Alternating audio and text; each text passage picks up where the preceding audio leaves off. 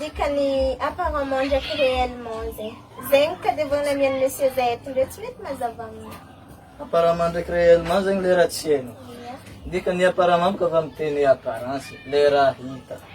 Fa ny réellement zegny le raha marina. Tsy mety mazava aminao koa zegny. Iny mba exemple ataoko aminao zegny. Ah, menasanga. Menasanga bilo ratsy reo. Iny fana. Men. Ah, inga. Anao heka misy gong zegny. Gong mahintiny be fatotra be. Magnamia volanao 10 millions. 10 millions? Ia. Andeha hoandro aminao zegny. Asa magnakory anao misy. 10 millions za pare. Magnakory nga. Pare.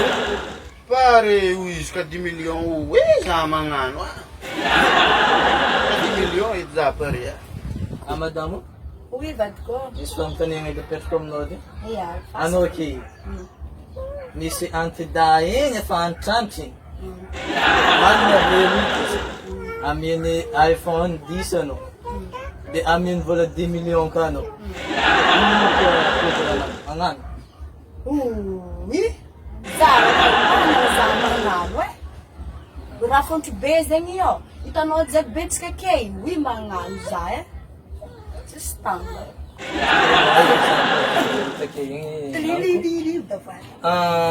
Apparemment, atsika ke tokony hoanina vola 20 millions. Be fa réellement, zokonao PD-o, mamanao makorely.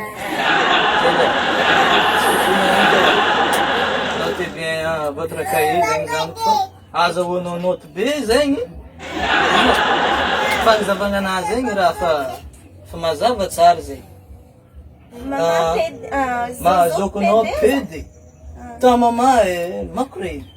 Tsy haiko mazava vazaha makorely fa makorely mamana. Ok, papa, atao beste.